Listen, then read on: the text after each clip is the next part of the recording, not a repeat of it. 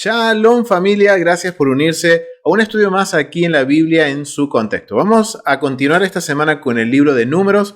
Hoy nos toca la porción que va desde el capítulo 4, verso 21 al capítulo 7, verso 89. Una porción un poquito extensa, pero la verdad que hay mucha información que podemos nosotros analizar sobre esta porción. Hemos estado cubriendo algo de esta porción en el estudio de Restaura el Alma, que estuvimos viendo uno de los mandamientos que encontramos en esta porción, pero también hemos estado compartiendo parte de esta porción y tuvimos la bendición de poder estar como invitados en la congregación de Yeshua en Tamid de Brandon, Florida, y compartir también otro poquito de esta porción con respecto al voto nazareo, así que los invito también que vayan y vean ese estudio que lo vamos a estar compartiendo también en la Biblia en su contexto, en este canal, así que los invito a que se suscriban al canal, que le den me gusta a los videos y los compartan porque, familia, nos ayuda a propagar el mensaje del reino, a propagar estas enseñanzas que nos ayudan a entender la Biblia en su contexto, así que me gustaría que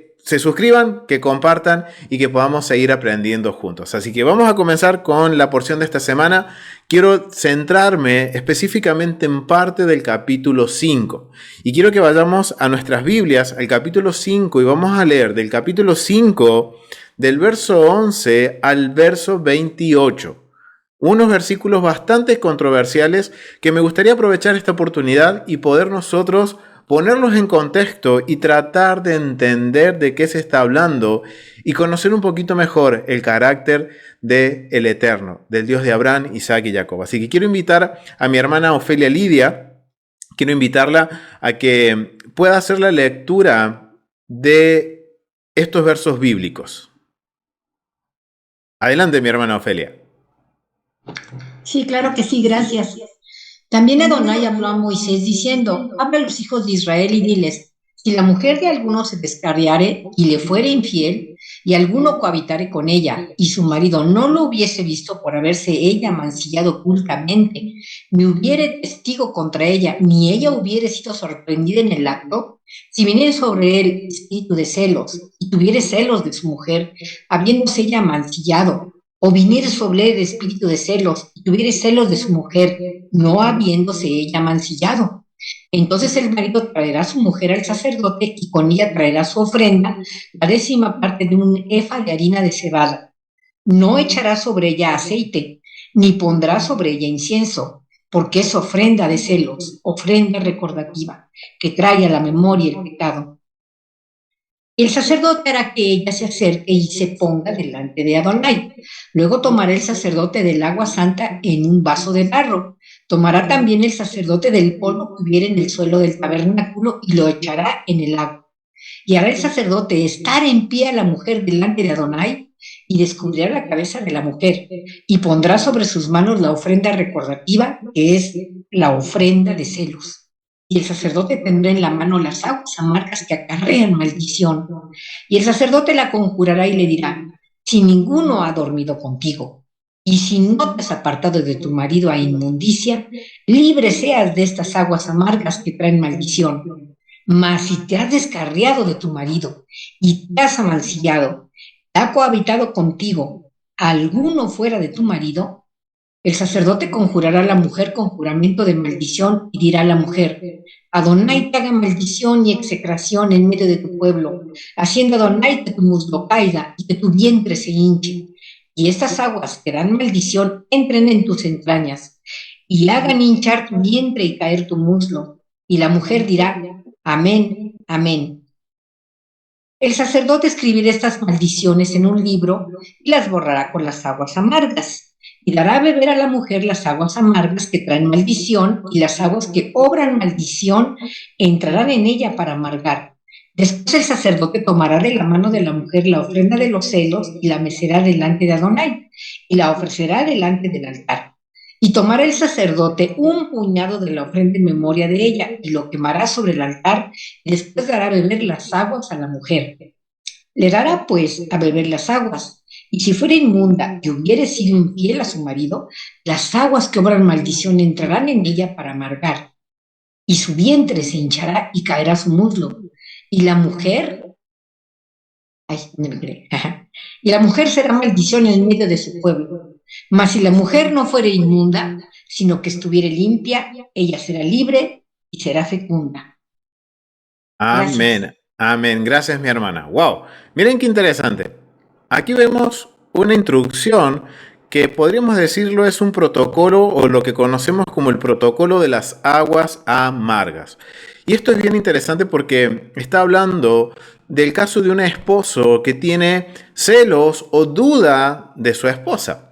Pero me gustaría que analicemos esto de acuerdo al contexto, porque muchas veces se considera que esto es algo muy fuerte, que el Eterno está haciendo acepción de la mujer, que como que está oprimiendo a la mujer. Pero ¿por qué sucede esto? ¿Por qué tenemos esta opinión de esta parte de la Biblia? Es porque estamos tratando de entender lo que está sucediendo en el capítulo 5 de acuerdo a la perspectiva occidental, a una cosmovisión que es totalmente distinta al mundo del Medio Oriente y principalmente del antiguo Medio Oriente. Entonces no estamos comprendiendo el mensaje. Y obviamente, como vemos, la escritura no nos da tanta información, sino que vemos cómo, si lo leemos y nos quedamos con solamente lo que estamos leyendo, vemos que un esposo tiene celos o duda. Quizás la mujer puede ser inocente o culpable, pero la lleva al sacerdote y el sacerdote le hace tomar en las aguas amargas y si es culpable muere y si no queda libre. Es lo que estamos viendo en lo literal, en lo que estamos leyendo. Pero me gustaría desafiar un poquito más lo que estamos leyendo, nuestra perspectiva del texto. Quisiera que podamos ir un poquito más allá y poder considerar algunas cuestiones que nos va a ayudar a entender y nos va a ampliar ahora el panorama y ayudar a entender esto de las aguas amargas. Porque no es la primera vez que se va a hablar en la Biblia de las aguas amargas, sino que también vamos a ver que en Apocalipsis, en el capítulo 8, verso 1, se está hablando de aguas amargas. Y también está hablando de un juicio. Acá vemos que hay un juicio, hay algo en el medio que quizás no está tan explícito, pero sí podemos entender que hay un juicio a través de un acto que el esposo tiene dudas en su esposa. Y tengamos en mente esto, familia. Israel es la metáfora de la esposa del Eterno. Recuerden que muchas veces los profetas en las escrituras, el Eterno, podemos decir, hay una metáfora a través de los profetas que presenta a Israel como la novia o la esposa y el esposo es el Eterno. Y hay toda una dinámica en donde hay cartas de divorcio, que la tomará, no la tomará. O sea, siempre vemos en los profetas principalmente esta metáfora en donde se nos expresa la relación de el Eterno con su pueblo como si fuera un matrimonio. Entonces, wow, esto tiene mucho que ver con lo que está hablando Apocalipsis. Pero para entender Apocalipsis, necesito entender qué es lo que está sucediendo aquí y cómo esto sucede. Entonces, me gustaría que consideremos esta porción, esta parte de la porción, y que podamos considerar cubrir de la metodología de estudio, que cubramos lo que es honor y vergüenza. Va a caer sobre la esfera de honor y vergüenza. ¿Por qué digo honor y vergüenza, familia? Porque recordemos algo que sucedía en el antiguo Medio Oriente. Hay algo bien interesante que sucedía, que era que el hombre cuidaba el honor de la familia, mientras que la mujer cuidaba la pureza de la familia. Entonces ahora vemos lo cuán importante era en el antiguo Medio Oriente, en el caso de que un esposo tuviera celos o dudara de su esposa, por haber profanado la pureza de la familia. Entonces era una cuestión muy importante. Pero ahora, para poder entender más allá, y recordemos todo esto, honor y vergüenza, tiene que ver con honor y vergüenza. Y aquí hay algo bien interesante que sucede cuando vemos el contexto cultural.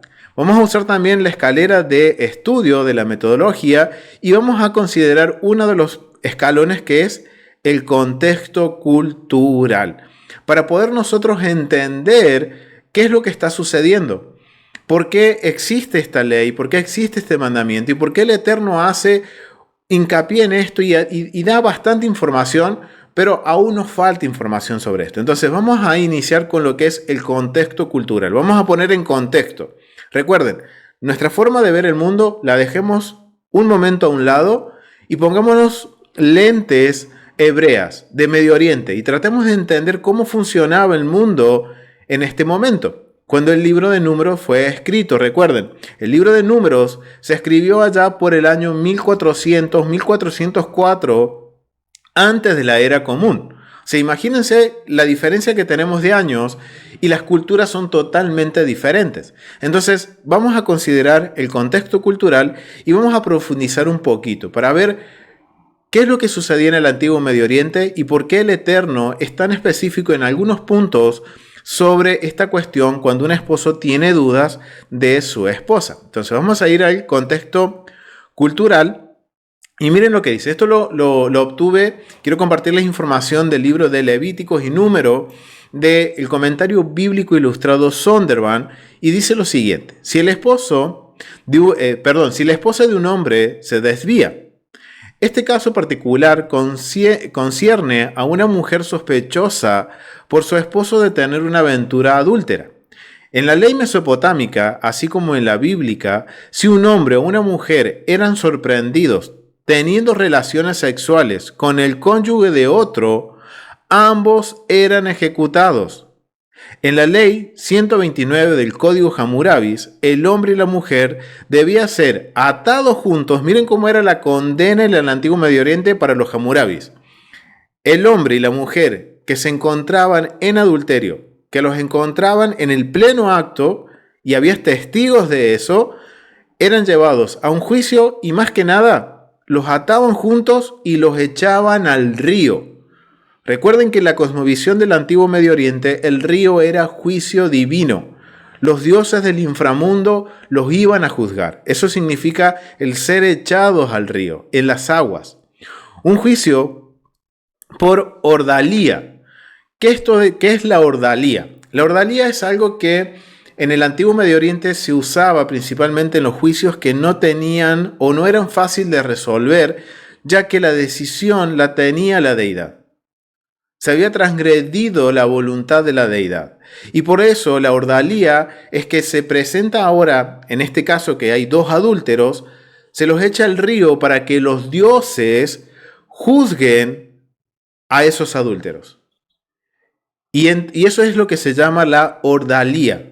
Ese término, es algo que no mucho lo conocemos, sino que para definirlo fácilmente podríamos decir la ordalía es el juicio emitido por los dioses.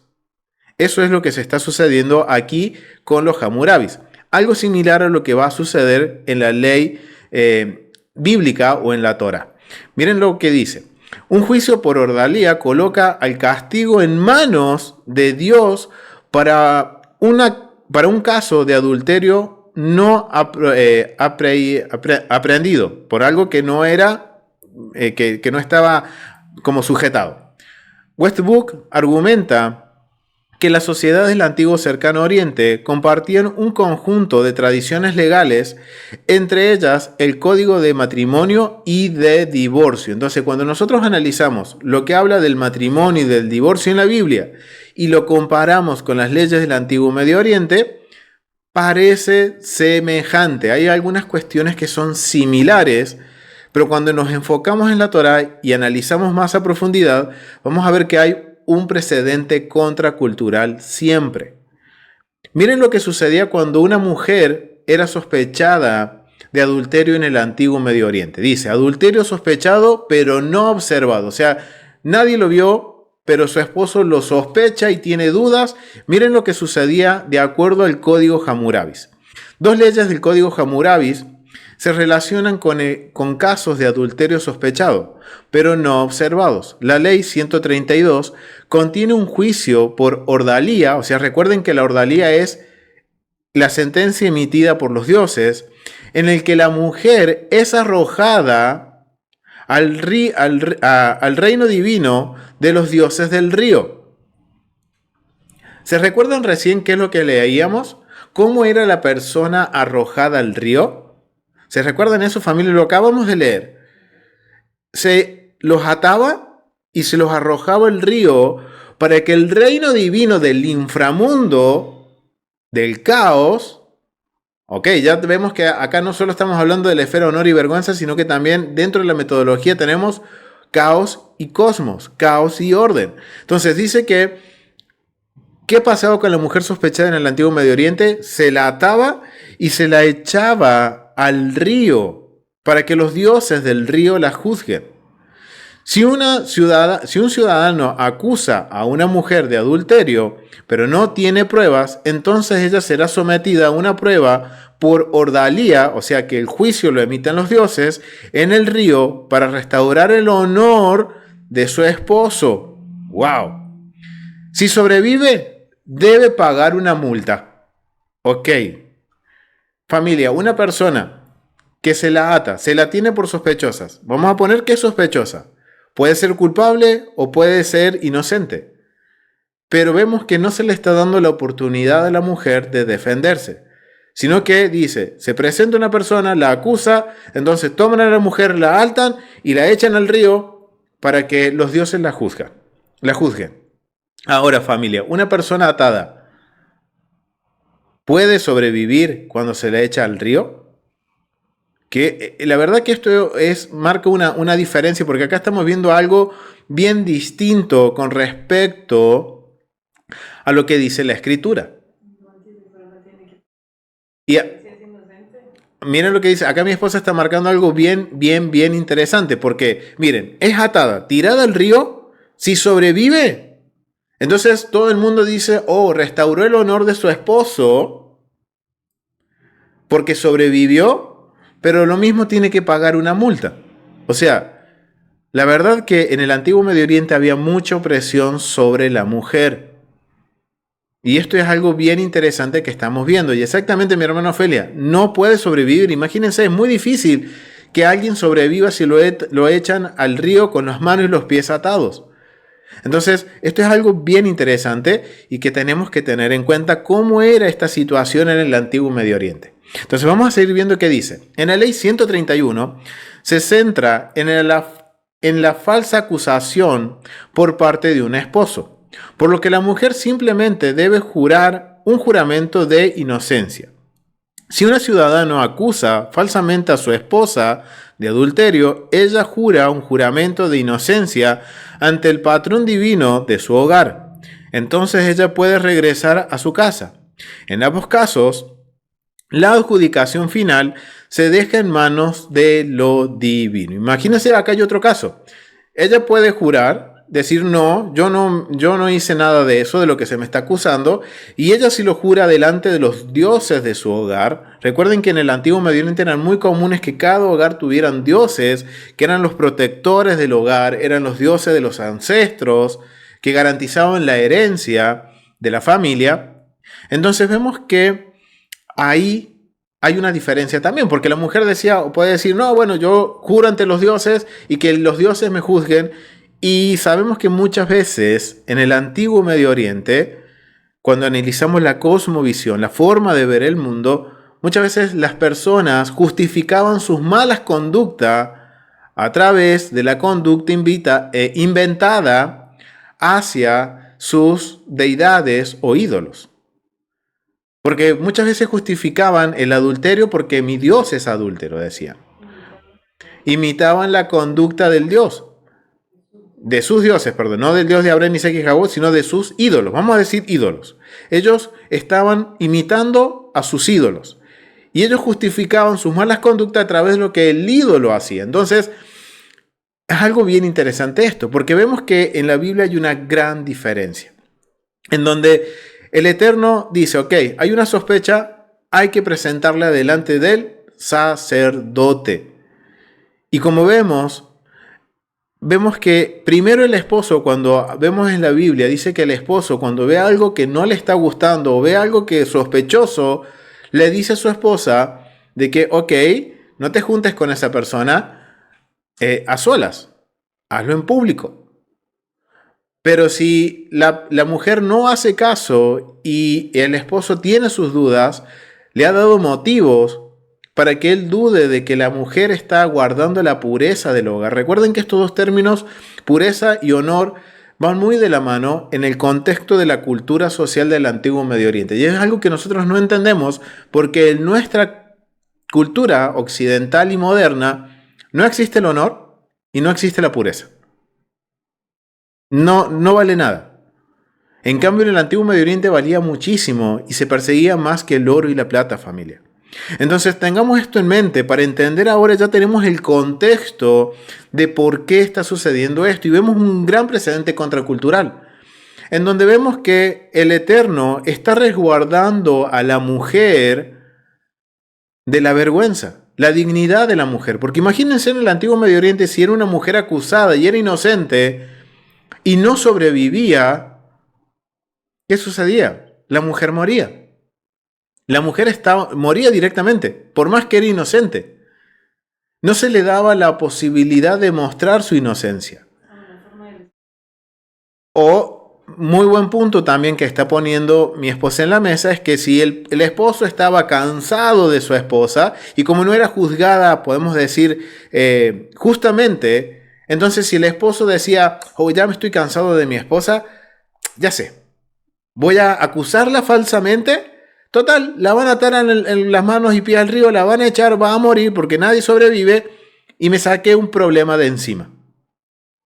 Entonces, miren lo que sucedía en el antiguo Medio Oriente, la opresión hacia la mujer.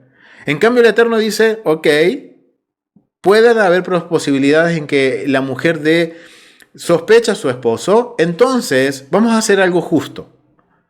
Vamos a presentarla delante del sacerdote y vamos a hacer todo este ritual, que es muy importante prestar atención a los detalles de este ritual y saber cómo se hacía, familia, porque vamos a ver cómo el Eterno en todo momento está buscando guardar la dignidad de la mujer y que en todo momento darle la posibilidad a la mujer, si se es culpable, que lo reconozca, y si es inocente, que pase por lo que es como la prueba, digamos, como la prueba de las aguas amargas, y que muestre su inocencia.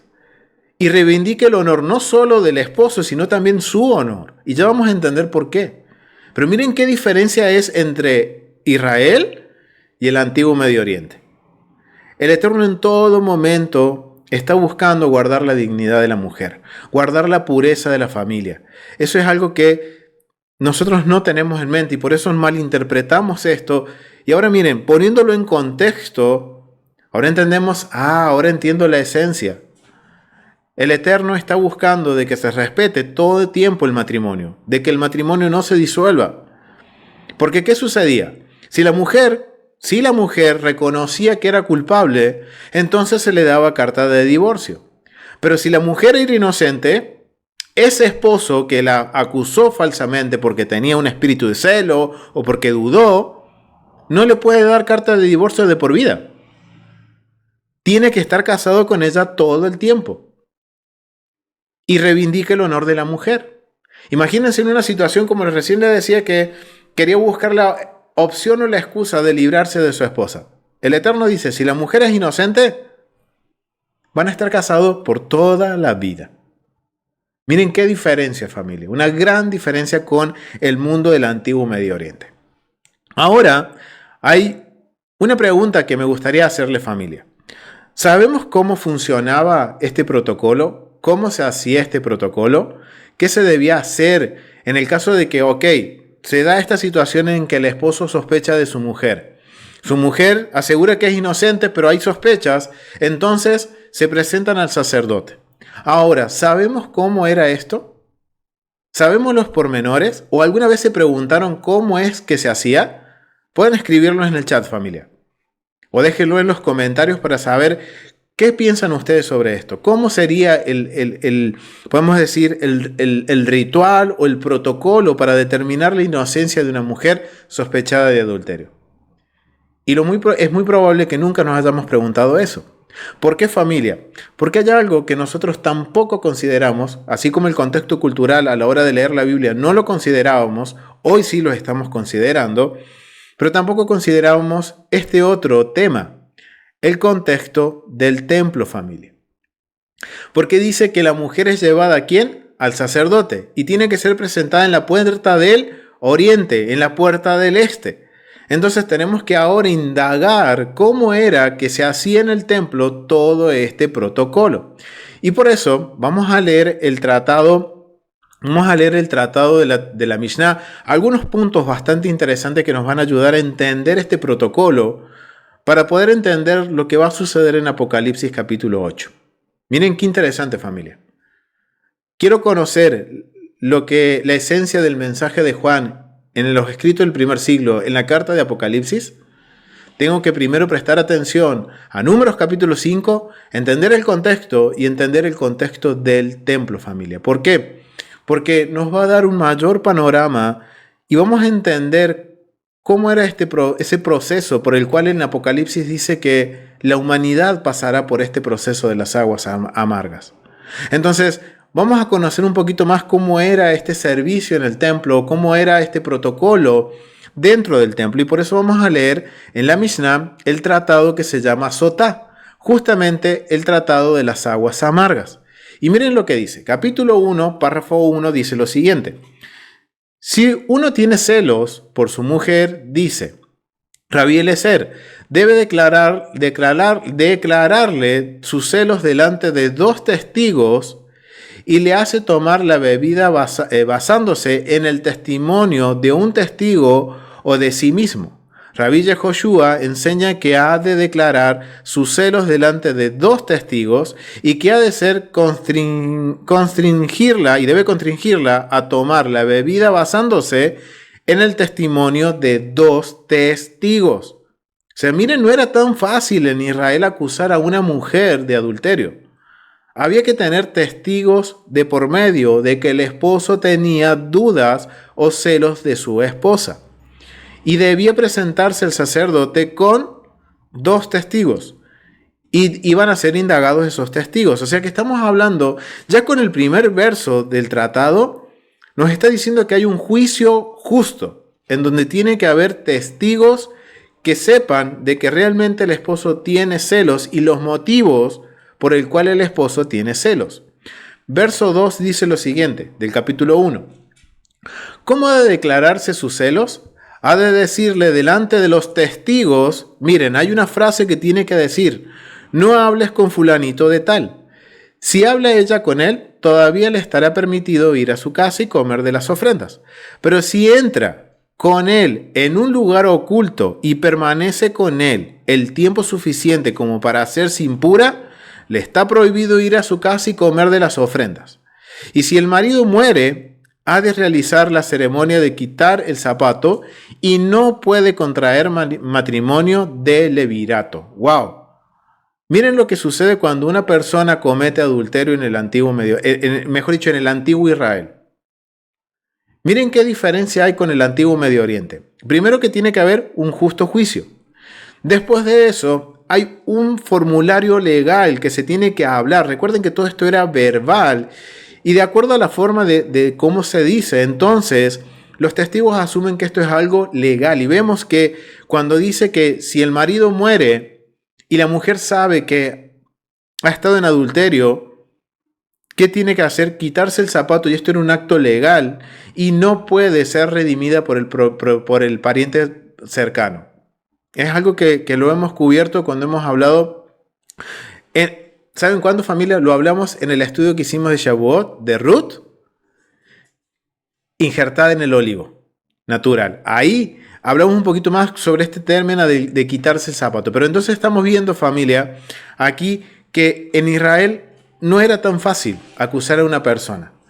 Antes hay que tener testigos, ahora hay que usar un formulario legal delante de estos testigos para dejar como un precedente legal de que realmente el esposo sospecha de su mujer, porque él le dijo, no te juntes con esta persona, pero ella puede hablar, pero si ella desaparece junto con esa persona, entonces ya automáticamente hay una sospecha y hay algo que lo puede llegar a ser impura.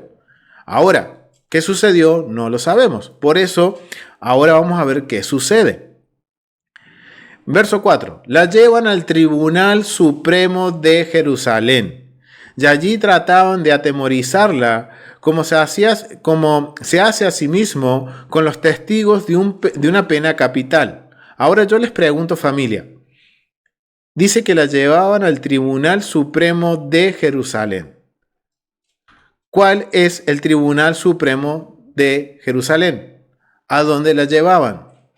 Exactamente, al Sanedrín. Muy bien, mi hermano Ofelia, al Sanedrín, que estaba compuesta por 71 jueces. Miren qué gran diferencia con el antiguo Medio Oriente, porque en el antiguo Medio Oriente se le acusaba, automáticamente se le ataban pies y manos y se le tiraba al agua que los dioses del río la juzguen. Ahora en Israel dice, ok, el esposo tiene que estar delante de 2 testigos y decir, yo sospecho de ti, mujer, por esto, por esto, por esto, y hace un formulario legal.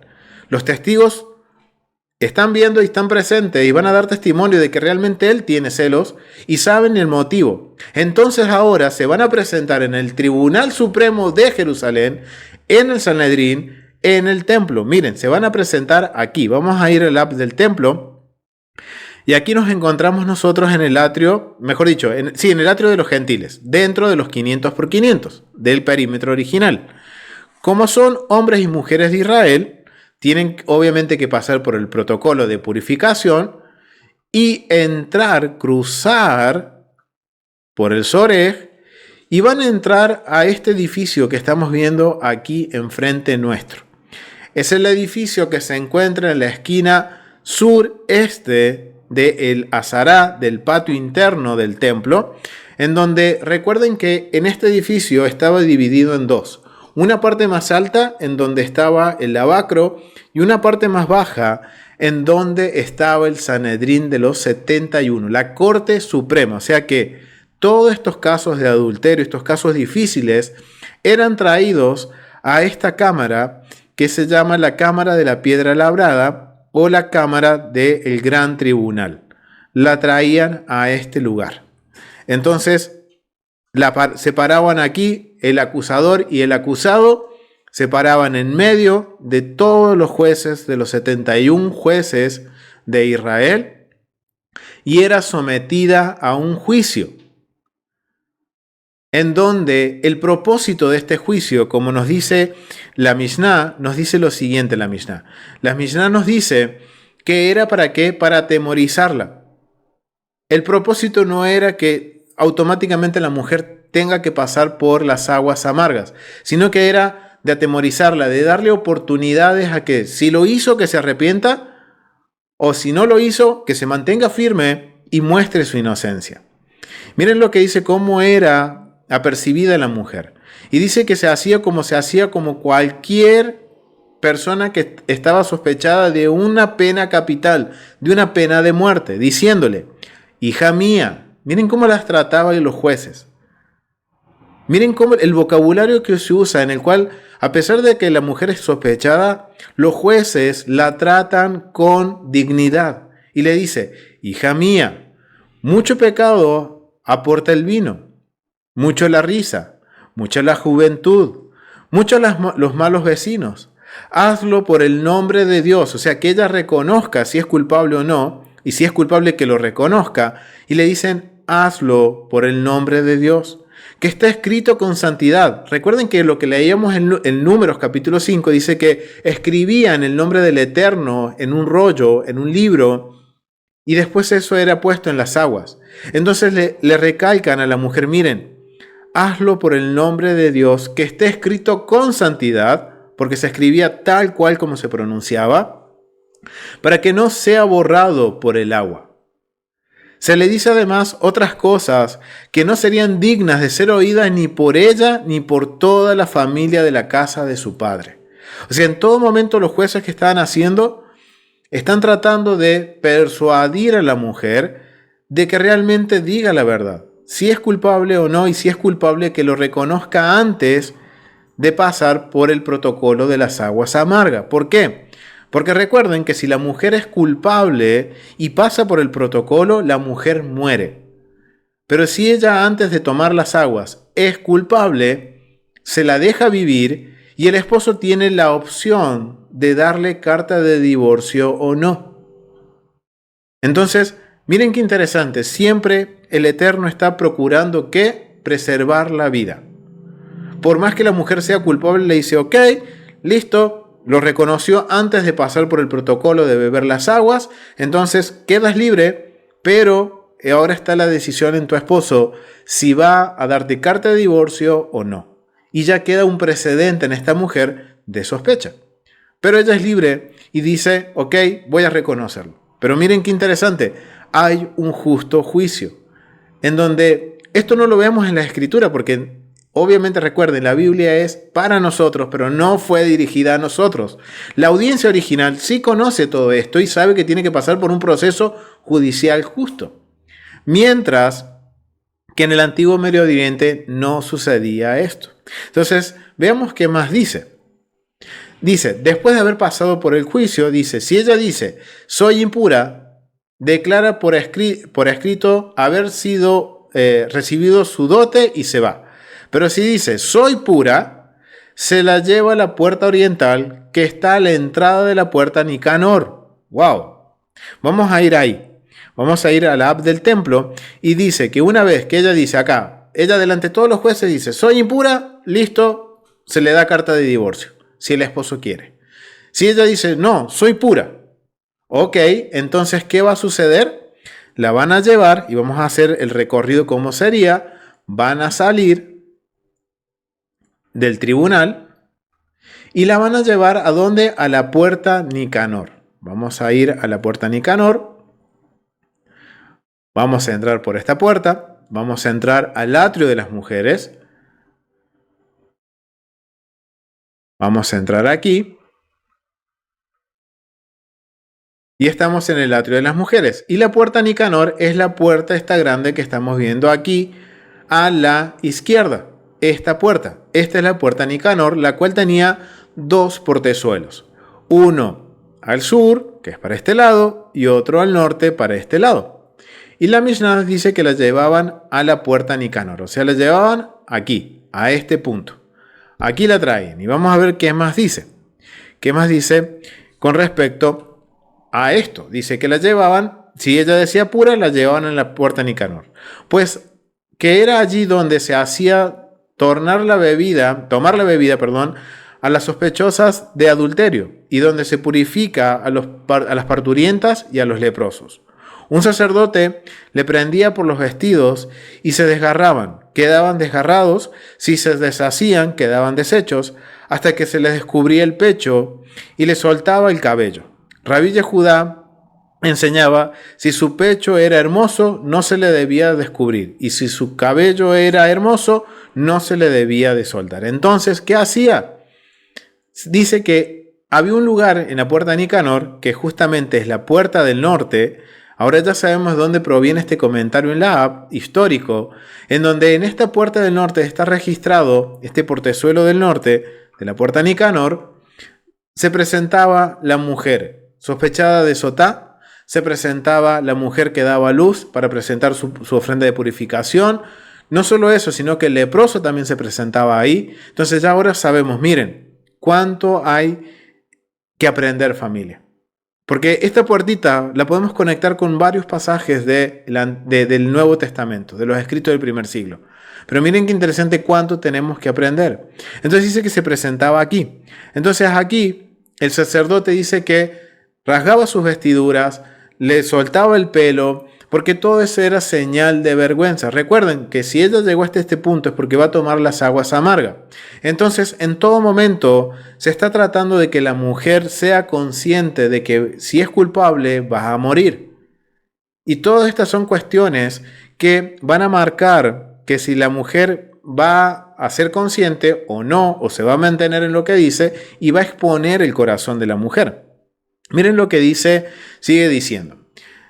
Un sacerdote dice que se le sacaba, le dice que se le deshacía, o sea, le rasgaba la ropa, se la deshacía, no toda, sino que era la ropa y eso era una parte solamente. Pero miren qué interesante, lo que dice el capítulo 1.6. Si estaba vestida con vestiduras blancas, o sea, antes de llegar a la puerta Nicanor, tenía que cambiarse sus vestiduras. Tenía que ponerse si era vestida en ventas blancas, se le ponía una vestimenta negra, que representa luto y vergüenza. Si tenía puesto objetos de oro como cadenas, aros, pulseras, se le quitaba al fin de afearla. O sea, la estaban dejando en una condición de vergüenza. Entonces miren, Se cambiaban sus vestiduras de blancas a negras, se les quitaban todas sus alhajas. Algo interesante ver que las mujeres israelitas usan cadenas, aros, pulseras. Era algo normal en el antiguo Israel. Y dice, después se le traía un cinturón egipcio, que era un cinturón especial que, de acuerdo a lo que he podido ver, era algo que marcaba como la vergüenza también. Se le ceñía por encima de los pechos, o sea que nunca se le caían los vestidos. Entonces el sacerdote rasgaba la parte superior, pero nunca se descubrían los pechos de la mujer. A pesar de que era acusada y estaba en vergüenza, hasta el momento que se demostrara lo contrario, no se exponía la dignidad de la mujer. Todo el que quería ver podía hacerlo, o sea, era algo público, algo que estaba sucediendo en esa puerta y que todo el que estaba en el templo iba a estar viendo, a excepción de sus siervos y sus siervas, ya que su corazón se hace altanero con ellos. Todas las mujeres tenían permiso para verla, ya que está escrito, y escarmentarán a todas las mujeres y no imitarán vuestras infamias. O sea, hay un propósito. Es como una advertencia para las mujeres que si hay alguna que está cometiendo este error, que es culpable de adulterio, considere lo que está pasando con esta mujer. Capítulo 2 dice lo siguiente. El sacerdote solía traer un cuenco nuevo de arcilla y ponía en él medio log de agua del pilón. O sea, miren qué interesante. Antes de hacer esto, ¿qué sucedía? El esposo presenta la ofrenda de los animales y de la harina de cebada. No era harina de trigo, porque se consideraba que podemos decir, el error que cometió esta mujer o que se le está acusando es algo que no merece llevar harina de trigo, sino que se lleva la harina más económica, la más, podemos decir, rústica, porque realmente es algo que trae deshonra de lo que se le está acusando. En este momento es simplemente la acusación. No hay un veredicto. Hay que esperar a que tome las aguas amargas. Entonces el esposo entrega al sacerdote todo lo que es los animales, la harina. Entonces los sacerdotes toman todo eso. Vamos a entrar por aquí.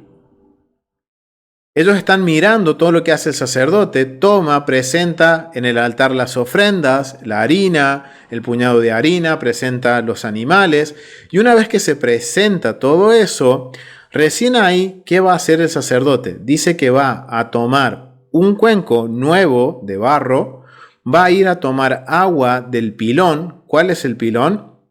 Vamos a ir a este lugar que se llama la Cámara de la Piedra Labrada o la Casa de Aptinas, en donde se encuentra el Quior, el lugar donde los sacerdotes lavaban sus manos y sus pies antes del servicio. Entonces, de aquí tomaba el agua, dice, lo tomaba de este lugar, y vamos a ver qué más hacía. O sea, llegamos hasta ahí, toma el agua de ese lugar. Dice lo siguiente, entraba en el santuario, dice, del mismo modo, dice del pilón, Rabí Yehudá afirmaba, un cuarto, se está hablando de las medidas, hay una discusión sobre las medidas. Del mismo modo que Rabí Yehudá disminuía el trozo de la escritura, dice, del mismo modo de que Rabí Yehudá disminuía el trozo de la escritura, así disminuía el agua. Entraba en el santuario y se dirigía hacia la derecha, donde había un lugar de un codo cuadrado con una mesa de mármol y un anillo fijado a ella. O sea, miren qué interesante. Aquí dice que después de tomar el agua, se dirigía a un lugar que estaba, dice, en el altar. Entonces vamos a ir a ese lugar, a donde tomaba el polvo para las aguas amargas. Miren lo que dice. Dice que tomaba el agua, el sacerdote que estaba haciendo el protocolo salía de aquí y se dirigía hacia el oeste, hacia el altar, y dice que había una mesa de mármol, que estamos viendo ahí esas mesas de mármol, pero justamente en el sector suroeste del altar, miren, lo que se está describiendo en el tratado de la Mishnah Sota, lo vemos aquí. Vemos que había una losa de un codo por un codo con una argolla, y dice que desde aquí se tomaban las cenizas. ¿Por qué? Porque en la mañana, cuando se limpiaba el altar, se traían y se colocaban las cenizas en esa esquina, en la esquina suroeste. Entonces, miren que dice, ahora lo que está diciendo, esto, dice que ahora sabemos desde el lugar donde toma el polvo y vemos que el polvo no era tierra, sino que era cenizas del altar. Dice, después de alzarla, cogía la ceniza que había debajo de ella y la ponía en el cuenco, de tal modo que se hiciese perceptible en el agua, o sea que se podía ver, o sea, le ponía bastante cantidad de ceniza, tal como está escrito. De la ceniza que hay en el pavimento del santuario tomará el sacerdote y la pondrá sobre el agua. ¡Wow! Eso es increíble, familia. 2.4 dice lo siguiente, capítulo 2.4 del Tratado Sotá. No escribía en una tabla, ni en un papel, ni en una piel no preparada, sino en un rollo, tal como está escrito, dice, en un libro. No escribía con goma, ni con un vitrilo, ni con ninguna sustancia que quede fija, sino con tinta, tal como está escrito. La borrará, es decir, una escritura que pueda ser borrada. Entonces, tomaba el sacerdote de este lugar la ceniza, y no solo eso, escribía, dice, las maldiciones. ¿Cuáles son esas maldiciones? Esas maldiciones son lo que dice ahora aquí en el verso 3, dice lo siguiente, en el capítulo 3:3. Ok, antes de ir a eso, vamos aquí. Vamos a ir a otro punto aquí. Vamos a regresar a la puerta Nicanor. Entonces, cuando tomaba las cenizas, vamos a volver a la puerta Nicanor. El sacerdote volvía, se paraba en la puerta. Recuerden que esa puertita del norte estaba abierta. El esposo y la mujer estaban aquí parados ahí, esperando a que venga el sacerdote. El sacerdote traía las aguas y traía escrito con una tinta que se podía disolver en el agua, escrito el nombre del Eterno, y no solo eso, las maldiciones. ¿Cuál es la maldición que escribe? Es justamente esta porción de la Torá, emitiendo algunas partes que era con respecto a la instrucción de los sacerdotes, y el final que dice que la mujer, si es inocente, dirá amén, amén, cuando esté por tomar las aguas. Y recuerden, ese amén que se habla en este capítulo es la primera vez en la Torá que se registra la palabra amén.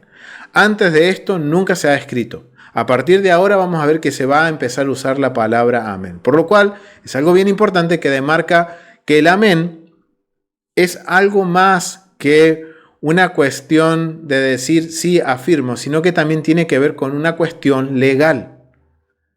El amén tiene que ver con una cuestión legal, porque en el contexto que se usa por primera vez en la Biblia es en una acusación, en un juicio, en donde se está tratando de que se resuelva la sospecha que tiene un esposo. Entonces ahora miren qué interesante es, algo que podemos aprender de acuerdo al servicio del templo, es no decir amén a la ligera, porque todo eso está sujetando a algo legal. Entonces, algo que tenemos que cuidar, familia. No tenemos que ser del amén fácil, sino que escuchar, retener y después decir, ok, voy a validar y después digo amén. Algo que hacían los de Berea con Pablo. Entonces, miren qué interesante. Hasta aquí ya vamos teniendo una idea de cómo era el proceso. Y en todo este proceso se consideraba que la mujer estaba viendo y se estaba esperando que en algún momento la mujer confesara, que quizás en primera instancia por orgullo dijo, no, yo soy pura, pero era culpable. Vamos a poner ese ejemplo. Entonces se las trae a este punto. El esposo presenta las ofrendas y ella está viendo que su esposo está presentando las ofrendas. Si ella es inocente, se va a mantener firme. Y es una cualidad que tienen las mujeres, que cuando ellas están correctas, se mantienen firmes. Pero si la mujer está actuando con soberbia o tratando de ocultar su error, entonces ella está viendo que su esposo, mi esposo está presentando las ofrendas. Ahora yo sé que después de esto va a pasar esto, entonces yo no quiero morir. Entonces se está esperando que mientras se hace todo el protocolo, miren, no es que se la ató y se la tiró al río como en el antiguo Medio Oriente, sino que la mujer está pasando por un proceso y cada etapa del proceso se está esperando que la mujer, si realmente es culpable, lo declare para vivir. Obviamente va a tener que lidiar con consecuencias negativas, pero no pierde su vida. Pero si es inocente, se va a mantener firme y va a decir, no, yo voy a demostrar mi inocencia. Pero si es culpable, es muy probable que no llegase a tomar las aguas amargas. Pero bueno, seguimos indagando un poquito más qué sucedía. Entonces ahora vamos a leer del capítulo 3 del Tratado Sotá. Yo lo invito a que lo busquen y que puedan leerlo completo, familia, porque realmente hay muchísima información y yo he tomado algunos puntos importantes para entender lo que se hacía en el templo. En el capítulo 3:3 dice: si antes de que sea borrado el rollo, o sea, el rollo donde estaba la maldición y el nombre del Eterno, dice ella, no beberé. Miren lo que dice. Ahora estamos en este punto. En el punto en el que ella está aquí, parada cara a cara con el sacerdote, y ella está viendo que el sacerdote está mojando el rollo con las maldiciones, o sea, con la ley, o sea, en sí no es la maldición, sino que es la ley o el fragmento de la Torá, escrito el fragmento de la Torá que habla sobre la Sotá y el nombre del Eterno. Ella está viendo que está sucediendo esto, y recuerden lo que le habían dicho en la Corte Suprema: declara tu culpabilidad o que reconozca que ha sido culpable, para evitar que el nombre del Eterno que sea escrito con santidad sea borrado. Yo creo que esas palabras en la mujer están resonando en su mente en todo momento. Y ella está viendo ahora el acto literal que le habían dicho los jueces de que el nombre del Eterno se escribió con santidad y está siendo borrado. Entonces miren lo que sucedía. Si ella, mientras veía que el rollo estaba siendo sumergido en el agua con la ceniza, y ella dice, no beberé, entonces su rollo se ha de guardar. Me dice, si antes que sea borrado el rollo, ella, o sea, quiere decir, ella está viendo que va a meter el rollito con la maldición y el nombre del Eterno, y si ella, antes que se moje, ella dice, no beberé, entonces su rollo se ha de guardar y su ofrenda se esparcirá sobre las cenizas. O sea, como que, ok, si ella dice en ese momento, no voy a beber, no voy a beber, en este caso ella dice, no voy a beber, vamos a ponernos del otro lado, porque vamos a ponerlo en el caso de la mujer que está viendo enfrente nuestro el sacerdote, y el sacerdote está por colocar el rollo. Entonces ella, cuando ve eso, dice, no voy a beber. Entonces, ¿qué se hace?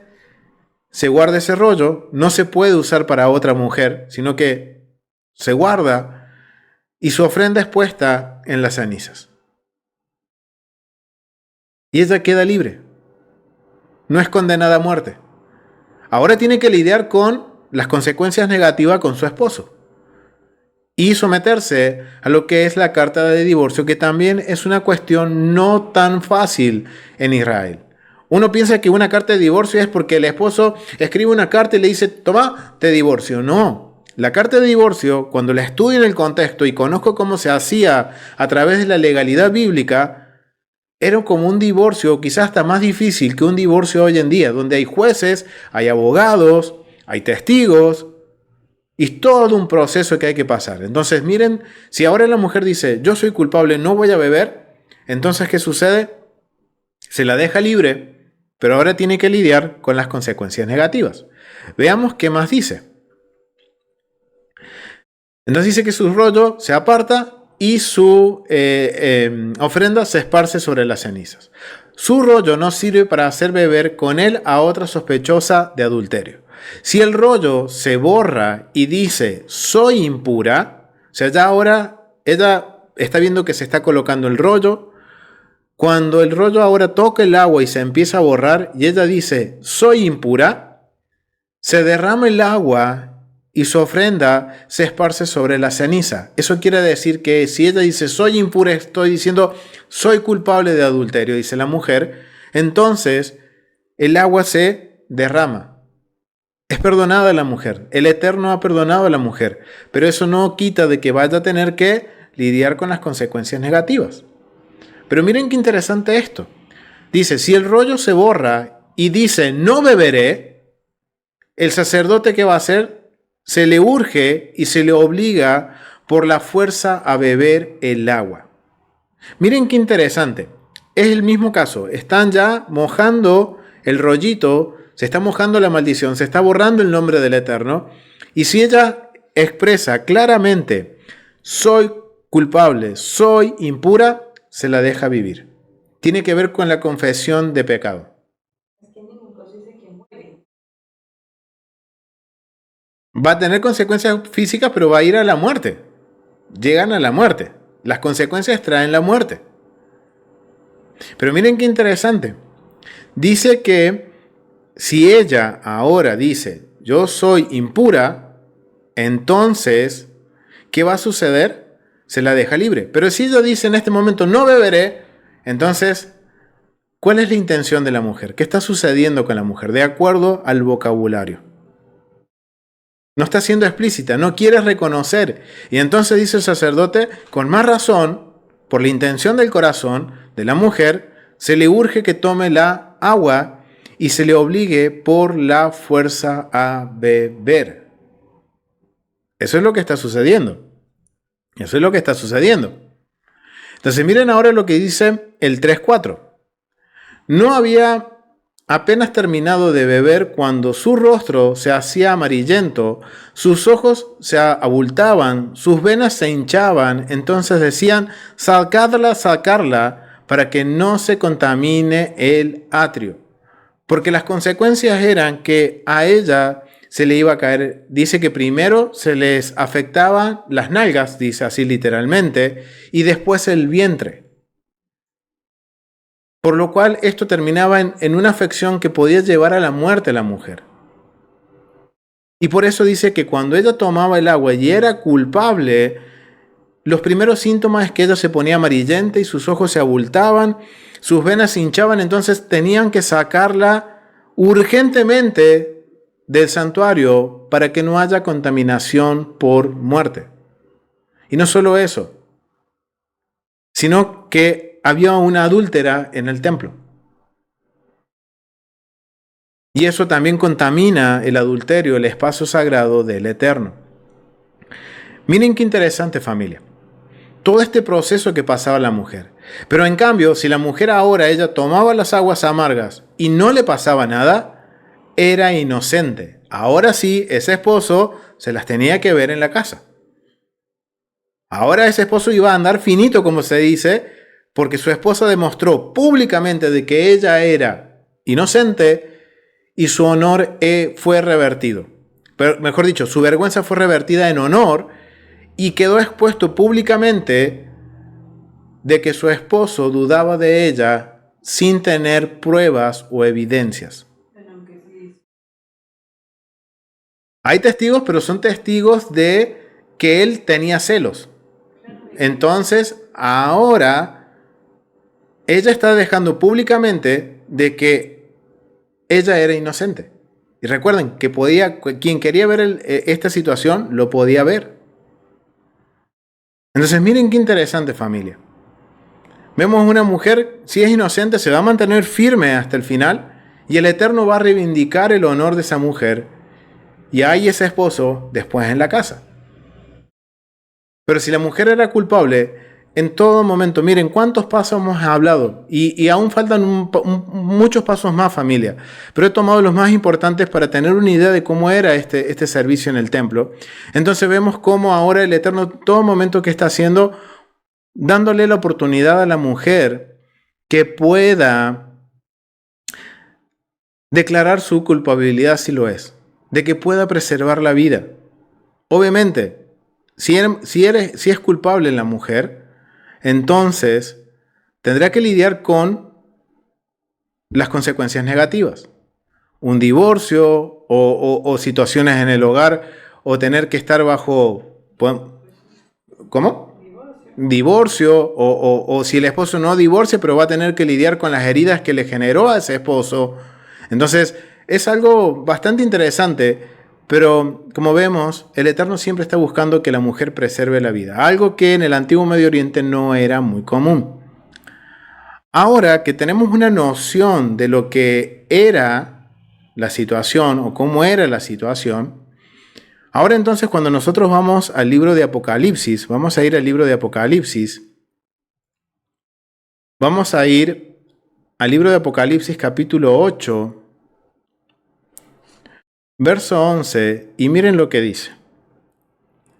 Ahora vamos a entender lo que está sucediendo en Apocalipsis capítulo 8, verso 11, que dice. Vamos a leer el 10. El tercer ángel tocaba la trompeta y cayó del cielo una gran estrella, ardiendo como una antorcha, y cayó sobre la tercera parte de los ríos y sobre las fuentes de las aguas. Y el nombre de la estrella era Ajenjo. Y la tercera parte de las aguas se convirtieron en ajenjo, y muchos hombres murieron. Miren lo que dice, y muchos hombres murieron de esas aguas porque se hicieron amargas. Wow, aquí se dice que directamente se hicieron amargas y dice que muchos hombres murieron. Ahora vemos que para que esto suceda tiene que haber un periodo de juicio. Porque recuerden que el Eterno muestra su relación con el pueblo, con la humanidad, como si fuera un esposo y una esposa. Y recuerden que no es la primera vez que sucede esto, familia. Cuando fue lo del becerro de oro, también el pueblo pasó por algo similar a lo que está sucediendo en Apocalipsis capítulo 8, verso 11. En donde vemos que el pueblo tomó las aguas y aquellos que fueron culpables marcaron podemos decir, como se expuso físicamente que ellos eran culpables al beber las aguas con el polvo del becerro de oro, y los levitas fue la forma en la cual identificaron quién eran los culpables y le dieron muerte. Mientras que los que fueron inocentes vivieron. Entonces es algo similar que está sucediendo y es el mismo propósito. Ahora entendemos que para el cumplimiento de Apocalipsis capítulo 8 tiene que haber un periodo de juicio, en donde toda la humanidad va a beber de esas aguas. Y aquellos que hayan sido considerados culpables, dice que morirán. Y los que sean inocentes vivirán. Pero es sorprendente que dice que la tercera parte de las aguas, o sea, gran parte de las aguas se convirtieron en ajenjo, en aguas amargas, y dice que muchos hombres murieron. ¡Wow! Ahora miren qué importante, familia. Yo quiero entender la profecía, necesito estudiar el templo. Y no solo el templo, tengo que conocer la Torá. Porque todo va conforme a lo que el Eterno ya ha dicho. Porque a través de la Torá conocemos su voluntad. Entonces miren qué interesante, familia, que ha sido poder profundizar un poquito más con respecto a lo que es la ley de las aguas amargas, de la sotá, de entender en contexto esto que quizás muchas veces no lo entendíamos o malinterpretábamos, diciendo que el Eterno oprimía a la mujer, no se le daba honor a la mujer. Familia, cuando ahora yo les pregunto, familia, quiero preguntarles esto. Cuando ahora nosotros vemos el paso a paso de cómo se hacía, ¿el Eterno estaba oprimiendo a la mujer? ¿O qué estaba haciendo el Eterno? ¿Qué estaba haciendo el Eterno? No estaba oprimiendo a la mujer. Estaba dándole la oportunidad de que escoja entre vivir o morir, entre la bendición y la maldición. Pues eso mismo va a suceder en el libro de Apocalipsis. Toda la humanidad va a estar enfrente del juez y va a tener la opción de escoger entre la bendición y la maldición, entre vivir o morir, obedecer o desobedecer al Eterno. Eso es lo que está diciendo Juan. Y por eso toma el vocabulario de las aguas amargas. Entonces ahora ya sabemos qué es lo que la audiencia de Juan está entendiendo cuando dice que las aguas se volverán amargas. Se les va a venir a la mente posiblemente la ley de la sotá y lo que sucedió con el becerro de oro. ¡Wow!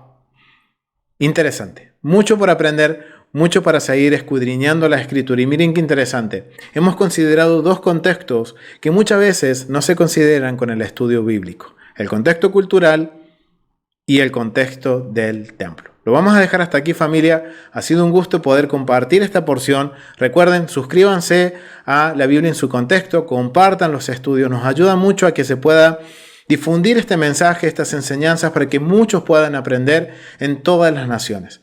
Así podemos extender el evangelio que nuestro Mesías Yeshua proclamó, que es el evangelio de Dios, que nosotros también podamos hacer lo que hizo nuestro Mesías Yeshua, llevar este mensaje a cada esquina, y por eso necesitamos de tu apoyo, que te suscribas, que les des like, que compartas, que si quieres apoyarnos de otra forma, lo puedes hacer debajo en la cajita de descripciones. También hay distintas opciones para apoyarnos, porque tu ayuda nos ayuda a seguir progresando, a seguir invirtiendo en material de estudio, en poder invertir en recursos para mejorar y cada día poder hacer mejor nuestra función para el Eterno. Así que familia, agradecidos también a aquellos que aportan y que ayudan, aunque sea compartiendo y dándole like a los estudios. Todo eso nos ayuda, familia.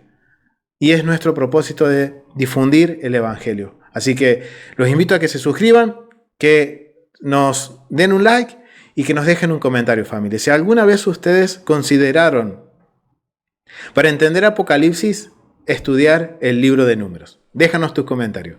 Nos vemos en un próximo estudio de la Biblia en su contexto. Shalom, familia. Nos vemos.